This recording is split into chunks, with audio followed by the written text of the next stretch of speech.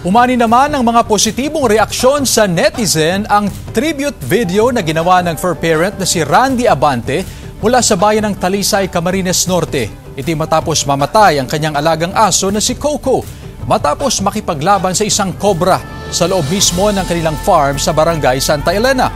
Kwento ni Randy, kasabay mismo ng kanilang family day nang matagpuan niyang patay si Coco habang katabi nito ang patay din na cobra. Kaya kasabay ng kanyang pagluluksa, gumawa ng tribute video si Randy kung saan ibinahagi niya rito ang mga masasayang araw at mga pinagsamahan nila ni Coco. Nagpasalamat din si Randy sa publiko na sumuporta sa kanyang simpleng tribute para sa namatay na alagang aso. Yung mga aso natin, parang tao lang din sila eh. Yun nga lang, hindi lang sila makapagsalita ng salita natin. Pero alam ko kapag kinakausap natin sila, nakikinig sila, at naiintindihan nila yung sinasabi natin sa kanila.